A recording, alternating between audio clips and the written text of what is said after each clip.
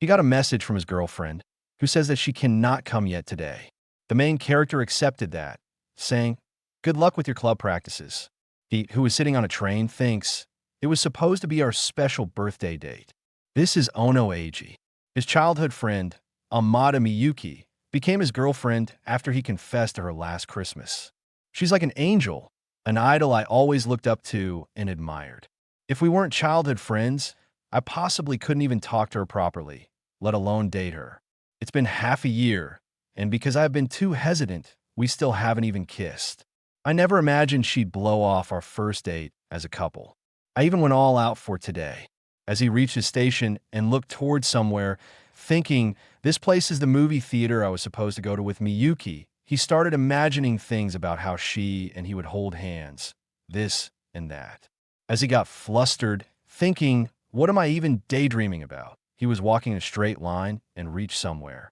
He thinks, wait a second, this area, this is the Love Hotel district. Thinking about it, he got totally flustered, imagining things like his girlfriend and him both in the hotel together with their flustered expressions. But he thinks, God, I'm such an idiot. Guess I'll head back. He heard someone's noise from behind, and as he turned around, he found out that his girlfriend, Miyuki, was with another boy. She was totally terrified, seeing the main character taking his name. The main character asked, "Why are you here?" She also had the same question. As he tried to get her hand, we see someone coming toward him, and with a swish of a punch, this blonde guy punches him in the face. The main character, who got pushed back a bit, as the man says, "What the hell do you think you are doing to my girl?" The main character says to him, "What are you talking about? She's the one who cheated." The blondie says, What? Are you some kind of stalker? Hey, Miyuki, say something to him too, like how you're only dating him because you're childhood friends, or how he is boring, or how his sweaty hands felt when he tried to hold you."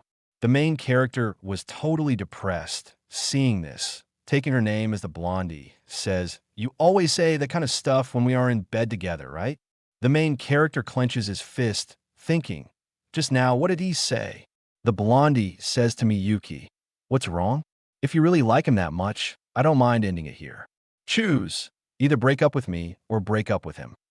She was trembling and cried, blabbering out, saying, "No, don't throw me away. If you leave me, I won't be able to go on living." The main character heard all of this as the blondie pets her on her head. He smirks toward the main character with his English smile and said to Miyuki, "As long as you understand, that's enough." He then said to her, "Now say it clearly out loud. Who is this guy?" She takes his name and says, "He was my childhood friend, but now he is clingy like a stalker, a horrible, abusive boyfriend." She says that with a straight face. The main character tried to take her name as he couldn't understand what was happening. The blondie puts more fuel on the fire, saying, "Now tell him properly, tell this delusional stalker guy." She says, "I am sorry," taking his name, saying, I can't be with you anymore. Don't talk to me at school either." From that day on, my happy, everyday life began to fall apart piece by piece. At the restaurant named Tijin, Ono, the main character, opens the door and comes in. Someone says, "Oh, welcome back. Oh my, you are home early." The main character says nothing as the man asked, "Did you skip lunch? Want me to make you something?" The main character thanks him, saying, "I am fine." The woman was quite worried about him. After that, I ended up just staying in bed from the shock. All I could do was wait for the time to pass. The woman asked him countless times, "You are not eating, yeah?" And then, over and over and over again, he was like a shut-in in a house. I kept having the same kind of nightmares. The nightmare where his beloved was taken away, who was saying, "Seriously, that guy is so disgusting, you know? Just because we were childhood friends, he misunderstood and got all clingy. Forget that creep already. Just focus on me." As both of them kissed in his nightmare, the main character thinks to himself, "Stop, please just stop already." As he wakes up from that nightmare, he had become so afraid even of falling asleep. As he washes his face and makes his way to his school, he was like a dead man. Someone clings to him from behind as the man says, "Anything new with Amada-san?" This was his friend. The main character couldn't say anything as he looked toward her from a distance. He remembers his childhood memories. Is there someone you like? No. What's with this sudden question? She replied. I mean, you never talk about that stuff. Even Muku doesn't talk about that stuff, right? Should I just become your bride then? This was his past memories, her laughing and joking about him. He says, cut that out. Oh, you totally look serious. In the school, he tried to approach her one more time. As she looked behind, she took his name, but then some other girl arrived. That other girl says, don't get involved with me anymore, you abusive creep. The main character was shocked as the other girl pulled Miyuki away, saying, let's go. The girl screamed at him, saying, if you keep stalking her, I won't let you get away. She even says to the cheating ditch, you have to ignore stalkers like that properly. The main character realized everything at his home. He was under the bed and then woke up with the notifications. Unknown accounts are giving him threats, as well as calling him a disgusting person or abusive comeback. His mailbox was filled with this kind of nonsensical chatter. Everyone was calling him a creep, saying to him to die, abusive guy, cheater, and whatnot. He was so distressed, saying, what the hell? I didn't even do anything. He shook off the phone and threw it on the ground. Do you realize what happened? Bad rumors around him were spread, most probably by the blondie and the girl. The next day, when he arrived at his classroom, he thinks, it's fine, just act like it's a normal day. As he opened the door and people were chattering to each other, he sat at a desk, but when he heard what they were calling him, an abusive freak, the worst, get lost, seriously disgusting piece of trash, all of that, his world was crumbling right in front of his eyes. He says, even though I didn't do anything, as the girl from before came and washes her hands on his table, saying, shut up, you criminal. There is no way Miyuki would lie. Even Komodo-senpai from the soccer club said he saw it. This was the blondie, by the way. The two school celebrities and a criminal like you. That girl says anyone would know who to believe. I don't want to hear it anymore. The main character thinks, why did it end up like this? People were laughing and eating together while he was isolated. He was losing his humanity bit by bit. He sees some chats in his club as they said to him that today's club was canceled, so you don't need to come. There was no one left in dual class that he could ever rely on. He thinks about how the club president said it was canceled, but maybe someone still is here. Maybe I could talk to someone, ask for help. But then he heard voices from inside, which shook his entire core, saying, you made sure to lie and tell that guy it was canceled, right? Yeah, I messaged him during lunch. I mean, it's scary to even see him, right? What should we do with the draft he drew? Actually, I already threw it out. The main character was at his breaking point, crying all over, thinking about their words. They said he doesn't even have talent, but still tried so hard on the manuscript. He is seriously pathetic. He stunk, held across a garbage bin, and when he saw what was inside, it was his own manuscript that he wrote with hard work. He could do, and he realized something, that he really doesn't have anyone else on his side anymore. He was all alone in the world that was ruled by his enemies. But then he thinks about, wait, maybe my homeroom teacher. She might be still in the classroom. And he thought maybe he could get help with her. But when he looks in his classroom, we see Miyuki as well as the other girl already talking to her, saying, Sensei, I think Mookie's been really troubled about something lately. Could you maybe talk to her about it sometime? Sure, but it's rare for Amada-san to be the one struggling. Did you get caught up in something because you were too kind? That lying childhood friend of his says, yes, something like that. Foo, it's fine. The main character ran from there as fast as he could, thinking, there is no other student as outstanding as you. I will definitely be on your side. These were the words of the homeroom class teacher that he heard. He clenches his fists as well as his teeth as he got to his locker and sees that there were more signs in his locker. If you snitch, I am going to the shop. LOL, D-U. The main character was horrified, seeing and reading all of this. He ran away from this school as fast as he could and arrived at home. His mother, the lady, says, welcome back. No club today. He says, I am home. Yes, no club. It got canceled last minute. She says, I see. You haven't been feeling well lately. Make sure to rest properly. The main character accepted while she, as well as his older brother, says even though mom and brother are tired too, kids don't need to worry about their parents. Yeah, just enjoy school. That's all you need to do. Since dad has died, mom never once cried in front of us. She always smiled, so we wouldn't worry. My older brother has been doing his best to protect the family and the shop. In that, the main character also made us smile, saying, yes, I will do my best. As long as I keep enduring this, then no one has to be unhappy. He thinks to himself. The scene then shifts to none other than Miyuki, who woke up thinking, since that day, I haven't been able to sleep. Why did things turn out like that? I keep thinking maybe that day was just a dream. If Kondo Senpai hasn't been there, if I had just clung to AG, crying, saying I didn't want to break up when I saw how he was being bullied, I almost started crying myself. But she thought to herself, no, I can't cry. I'm the one who doesn't get to cry.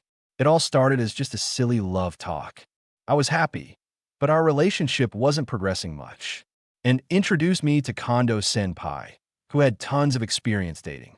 I tried to turn it down, but Kondo Senpai was athletic and smart, the ace of the soccer team, handsome and gentlemanly, unlike the main character and me, who were each other's first love. He had more mature views of relationships. He seemed incredibly attractive to me. He says, come on, no guy wouldn't be into a cute girl like Miyuki-chan. If it were me, I would have made a move right away. Just kidding, lol. He invited her to grab something to eat and drink, and then says, you are seriously attractive. Maybe he just is intimidated by that. Then came their first kiss in the Broadway of the Horizons. She and he kissed. Everything I was supposed to give to AG, it didn't take long before Kondo-san took it all away, and she went with it. They had the devil's tango for the first time. He says, it's okay. If someone doesn't make a move on a girlfriend as attractive as you, that's his fault. You're not the one in the wrong, Miyuki. The one who failed as a man is him. She was hesitant of this, but then he says, come on, let's do it again. I think it was the perfect mark. But there was a part of me that felt good about the guilt, and once I became completely dependent, there was no turning back. Both of them were on bad as he says, hey, the 30th, let's hang out. She says, that's the day of the main character's birthday. But Kondo says to her, whatever, I will ask another girl if you don't come. She was quite distressed, saying, I mean, I will come. He says, you're always putting that AG guy first. It made me realize I barely exist in your world. I'm tired of chasing you. Let's just end this. She couldn't understand anything. Wait, are you saying, wait just a second, this way we can both be happier? And after that, she chose him over the main character. She thought that the main character would forgive her. She was relying on that. He was the one I had spent over 10 years with, my destined person. I thought I'd marry him, but the woman in me whispered otherwise. I feel like I needed to confess everything to everyone, that it was me who lied and cheated, but I'm terrified of losing everything. So this son of a bitch made the main character into the enemy of the whole school. The scene shifts to him and his locker, which is tainted with garbage and notes for him. Everyone talks about how he is a violent guy. He's so gross, and poor Amada-san. On the other hand, they talk about how Kondo Senpai, they heard he's so cool, and he drove the main character off her. I don't even want to talk to him anymore. The main character opens the door of his class, and then someone had stuck a note of his address, saying, abusive guy's house, get out, on the blackboard. He thinks to himself, because of me, my family, my dad's shop, why, just why? He ran away from there in full mode as he faced the blondie, who poses, how it feels, criminal boy. The main character says, why would you tell such a lie? He gritted his teeth. The blondie says, because it's fun, losing your girl and everything else. It makes for a great show, doesn't it? It's your fault for thinking someone like you could get with Miyuki. You should just drop out already. I love breaking other people's lives. This was all a planned motive by the blondie guy. The main character dropped down to his knees, thinking, oh, it's hopeless now.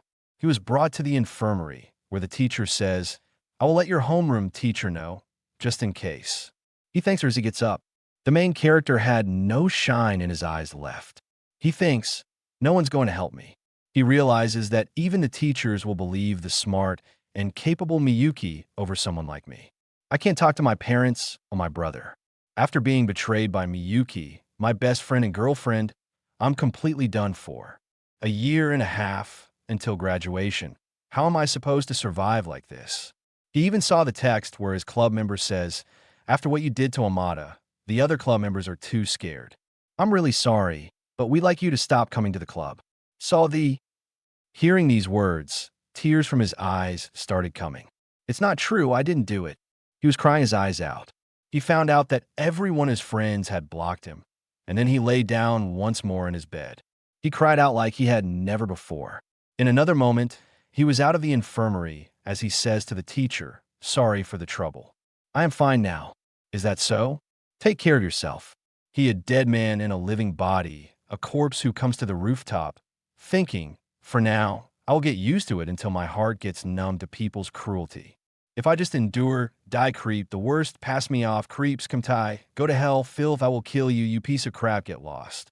He had the thought in his mind, maybe if I just jumped off the rooftop now, wouldn't that make everything much easier? As he reached toward the rooftop, he looked toward the front, and in front was none other than a blonde-haired beauty who looked toward him with her greenish eyes. At the end of hopelessness and despair, with no escape, that's when I met the girl who would change my fate forever. Facing her, the main character locked eyes with her. She asked, "Who are you?" The main character introduced himself as Ichi and said, "I'm a second-year student. I was skipping classes and wandering around the school, and I just happened to end up here." He thought to himself, "There's no way I can tell her I came to the roof to jump off." She smiled at his name and said, "Oh, Ono Senpai. We learned this girl is Ichino Jwai, a brilliant student who placed first in last year's entrance exam. With her kindness and beauty, she instantly became the school idol after enrolling. It seems a bunch of guys in her class have already confessed to her." She looked a bit down and asked, "So why show up now of all times?" The main character replied, "Sorry, you probably heard the rumors, right? Would you mind letting me have this spot? I just want to hide out here until lunch break." She responded firmly, "Absolutely not. This is my spot, so I won't give it up. Please disappear somewhere else, senpai." The main character argued, "Are you sure you know the rumors about me, don't you?" She replied, "I do, but it's still a no." This shocked the main character even more. He couldn't understand her stance. She sighed with relief as he looked at her. He tried asking again, and she said, "Yes, I know the rumors about you, but they're just rumors. I don't actually believe them myself." The main character's face went numb, hearing that at least someone was on his side. She explained, "Besides, romance is kind of like an illness. Why would you believe such a one-sided and vague story? Students these days overreact too much, lynching someone without knowing if it's true or false. That's just awful." The main character, with pain in his voice, asked, "Then do you believe in me?" She replied, "It's not about believing or not believing. Hurting someone based on biased, one-sided information is too big a risk." These words gave the main character a ray of hope that had been missing for days. She had a slight blush on her face. The main character said, "Thank you," genuinely feeling gratitude for the first time in a while. Blushing, she tried to play it cool, saying, "Why are you even thanking me?" But her blush was evident. The main character laughed, saying, "It's fine if you don't know." As they stood on the rooftop, raindrops began to fall, and the rain picked up pace. He said, "Anyway, let's go inside. You'll catch a cold." She replied, "Leave me alone." He couldn't understand and tried to speak, but she gritted her teeth and said, "You really don't get it, do you? The reason I'm here all alone is..."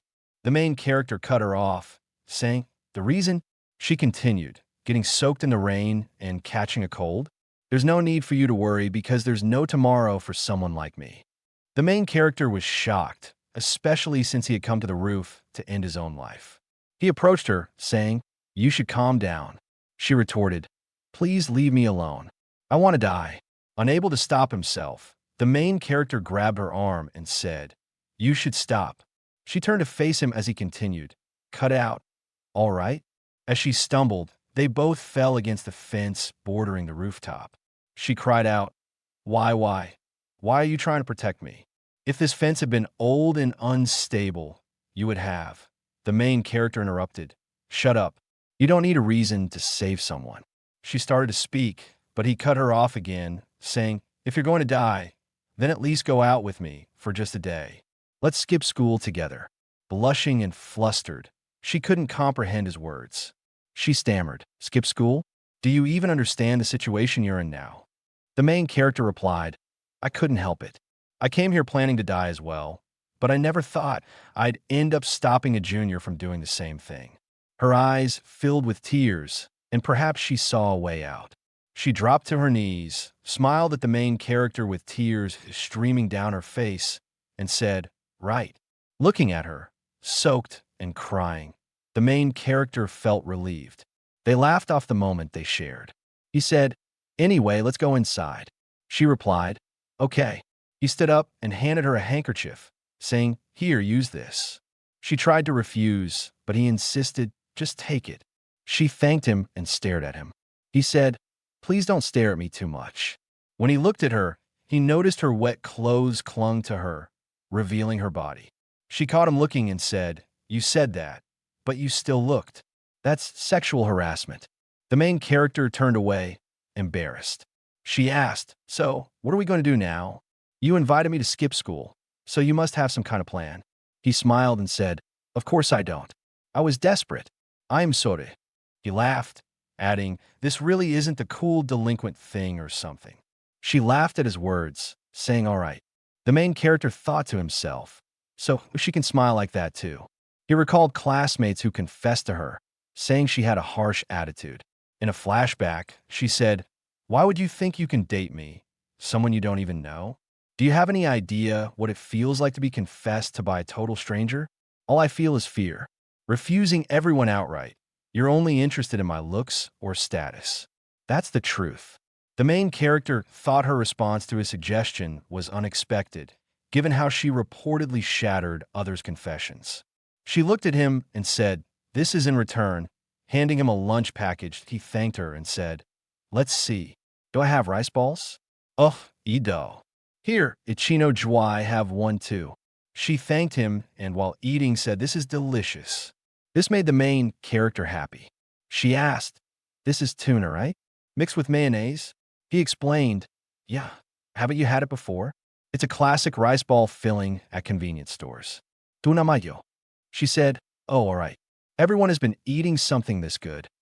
He replied, there are a ton of delicious things out there too. It'd be such a waste to die without even knowing this. His words moved her, and she looked at him, saying, this is really good. I'm getting really excited about this. He said, then want to come over to my place? His words flustered her, as she misunderstood his intention.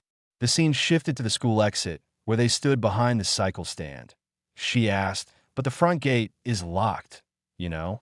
How are we going to get out? He explained, you see that metal door to the side of the front entrance? We can unlock it from the inside, but once it closes, it automatically locks. You can't get in from the outside, but it's easy to exit from the inside.